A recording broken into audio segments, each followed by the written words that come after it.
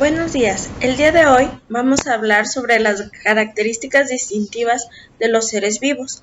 Este es un tema de la segunda unidad que se titula Componentes químicos de los seres vivos. Primero, hay que hablar sobre que los seres vivos tienen una estructura compleja y organizada, cuya unidad fundamental es la célula. Esta célula o los seres vivos responden a estímulos del ambiente a partir de los cuales se conoce como irritabilidad.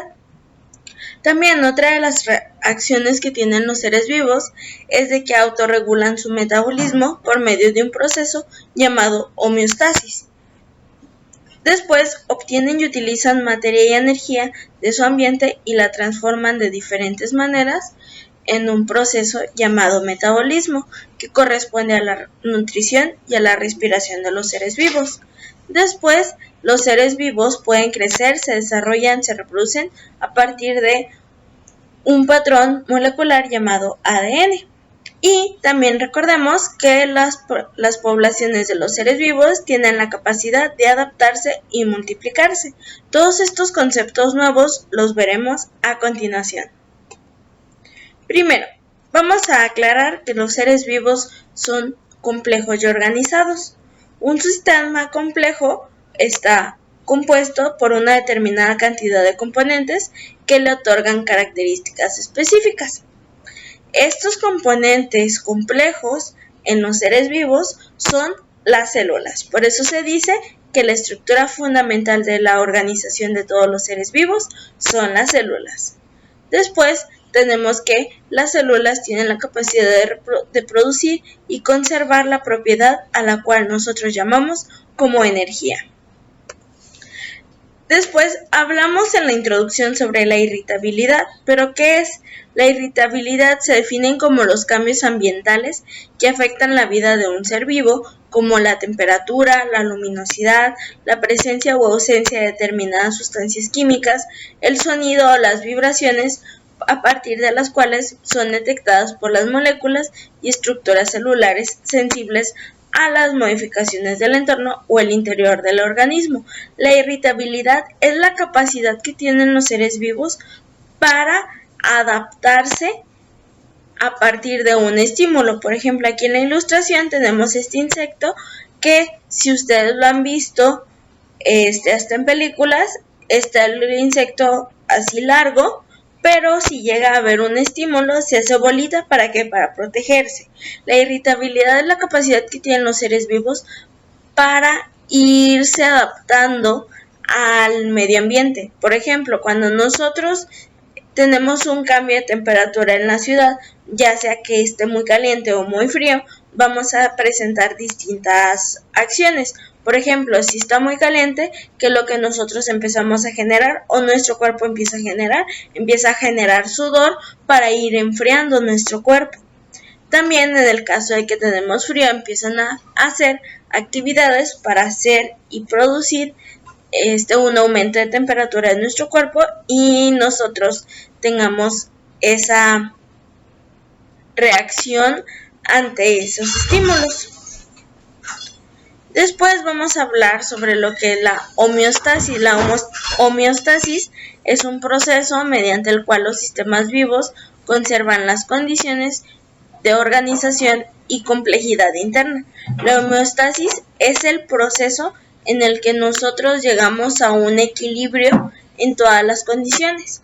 Cuando nosotros tenemos un equilibrio tanto en la temperatura, o sea, no tenemos ni calor ni frío, sino que estamos bien, estamos a gusto, es la homeostasis, el proceso que busca llegar a ese equilibrio. También recordemos que los seres vivos requieren de materia y energía, ya que las funciones vitales de las células dependen de las moléculas que ingieren y transforman posteriormente a nuevos materiales para su desarrollo, así como la energía que generan y almacenan. Los organismos obtienen la materia y la energía de su entorno inmediato. A esto se lo conoce como metabolismo. Nosotros y todos los seres vivos tienen metabolismo, tienen un proceso a partir del cual empiezan a obtener energía y empiezan a se empieza a obtener energía a partir de lo que nos alimentamos. Cuando nosotros nos alimentamos, nuestro cuerpo empieza a hacer transformaciones de los compuestos químicos para nosotros irlos adquiriendo e irlos insertando donde se necesite. Aquí dice en la presentación que la transformación de los distintos compuestos químicos que los seres vivos incorporan en su organismo ocurre mediante procesos como la nutrición, la respiración y la fotosíntesis.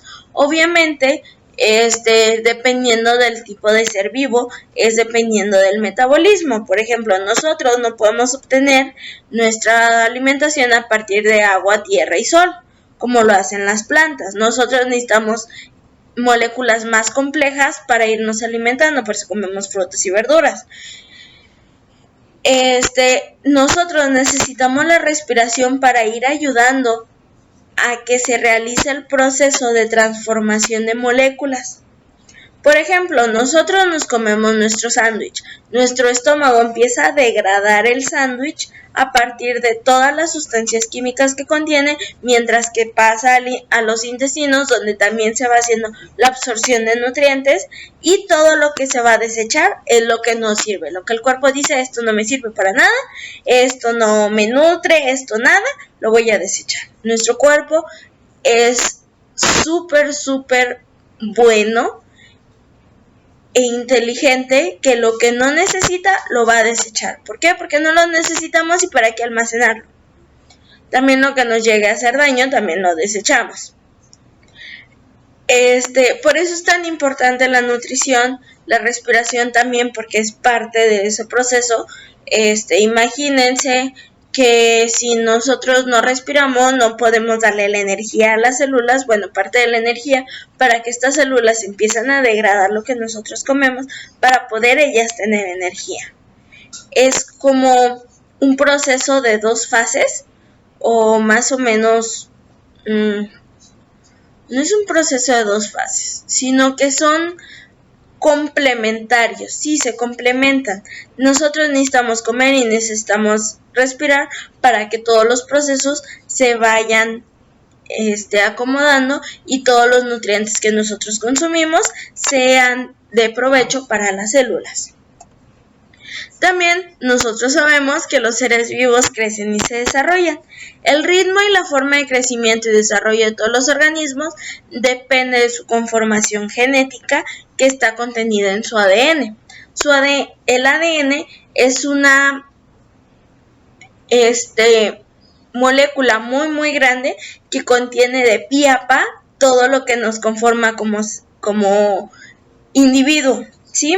Por ejemplo, en la imagen que les puse, tiene un bebé, a un niño más grande, a un adolescente, ya un adulto y una persona en la tercera edad. Pero si se fijan, los distintos animales también van teniendo ese proceso, pero puede ser diferente a los humanos, ¿sí? Nosotros nos decimos que somos adultos cuando cumplimos 18 años. En los animales se considera que son adultos después del año. Por eso es cuando ya empiezan su capacidad reproductiva y todo. Existen distintos animales que todo su proceso de transformación es diferente. Y recordemos que el ciclo de vida no solo comprende el crecimiento y desarrollo, sino también el envejecimiento y senectud y la disminución de las capacidades, que a partir de estas se determina el ciclo de vida de los seres vivos.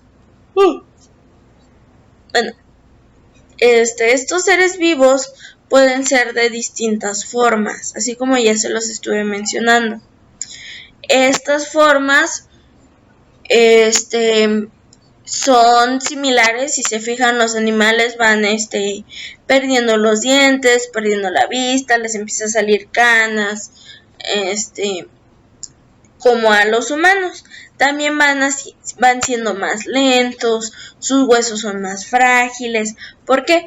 Porque todo ese proceso que ya crecimos también va a irse disminuyendo, porque nuestro cuerpo está hecho de que llegando a un punto empieza a ir reduciendo sus funciones. Esto nos va a propiciar a que llegue a la muerte.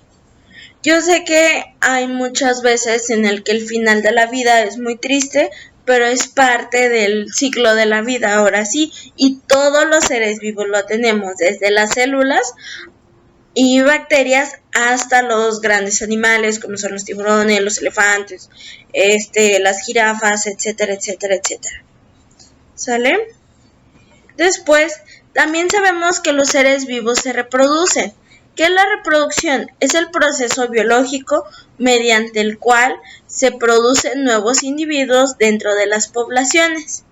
La reproducción no solo tiene como finalidad darle continuidad a las características, sino que también nos da un intervalo para darle propia diversidad al tiempo. ¿Sí? Todos los seres humanos, todos los seres vivos más bien, estamos hechos para reproducirnos. ¿Sí? Hay distintos tipos de reproducción que ahorita vamos a verlo a grandes rasgos. Esta reproducción no solamente es para darle continuidad a las características. ¿Qué quiere decir?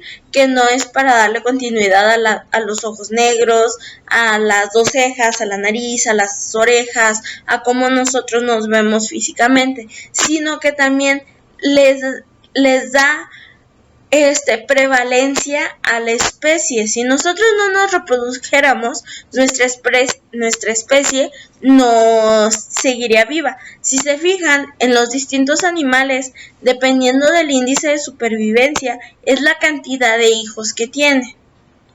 ¿Sí? Por eso los perros llegan a tener 3, 4 o 5 hijos en una misma camada. ¿Por qué? Porque están dándole prevalencia a la especie en sí, no tanto a las características físicas que tuvieron tanto la madre como el padre. En términos prácticos se pueden identificar dos formas básicas de reproducción, que es la sexual, en la que no ocurre combinación de material genético y en la que se puede llevar a nivel celular, aunque también hay distintos animales y plantas que tienen este tipo de reproducción, y la reproducción sexual, en la que se combina el material genético proveniente de dos progenitores y el organismo que resulta tiene una información genética diferente a la de sus progenitores. Por ejemplo, los seres vivos y todos los mamíferos llevan a cabo la reproducción sexual. Por eso nosotros no somos idénticos completamente a nuestros hijos. En cambio, las estrellas de mar, así como la ilustración que les puse, tienen reproducción asexual. Ellos, ya sea que pierdan alguna extremidad o una parte de su cuerpo para producir un nuevo individuo. También esto se observa en plantas. Cuando nosotros arrancamos una ramita y la plantamos en algunos tipos de plantas, vuelve a surgir la planta. A esto se le conoce como reproducción asexual, y en esta no hay combinación de material genético, que quiere decir que es una copia exactamente igual a el padre o progenitor, que en este caso nomás es uno. Y por último, ya hemos visto y ya nos han dicho en varias materias que los seres vivos evolucionan. Si bien el concepto de evolución de las especies no se aplica a los seres vivos como individuos, sino como poblaciones, también en todos los seres vivos se da en las poblaciones. No podemos ver el cambio de un individuo a otro, sino que se va haciendo paulatinamente, ya que se comprende por dos aspectos. El primero es que la diversidad y unidad de las características de los seres vivos se debe a un proceso de cambio continuo respecto a las poblaciones. Y el segundo es que este cambio se lleva a cabo por un mecanismo llamado selección natural, el cual consiste en la sobrevivencia de los individuos que presentan las características especiales al medio, o también es conocido como la ley del más fuerte. Entre más adaptables son los individuos, más probable es que tengan su supervivencia definida. Es decir, si una persona no es fácil que se adapte a una temperatura, va a ser menos probable que pueda seguir sobreviviendo. Hay algunos ejemplos donde los animales llegan a una zona y tienen que irse adaptando para la alimentación. Por ejemplo, las jirafas. Las jirafas se han encontrado que en la antigüedad, hace miles de años, había dos tipos de jirafas, unas de cuello largo y unas de cuello corto. ¿Qué fue lo que pasó? Se cree que hubo una gran sequía y solamente los árboles altos eran los que crecían y tenían hojas. Entonces, las jirafas de cuello largo alcanzaban las copas de los árboles y estas podían seguir alimentándose y no morirse de hambre. En cambio, las jirafas de cuello corto, ellas como no tenían alimentación y no tenían cómo alimentarse, fueron muriendo y el gen del cuello corto se fue erradicando en su ADN. ¿Sale? Espero que hayan quedado claros estos conceptos, fáciles y sencillos. Entonces nos vemos, cualquier duda, cualquier comentario, sugerencia, aquí estoy. Bueno, bye.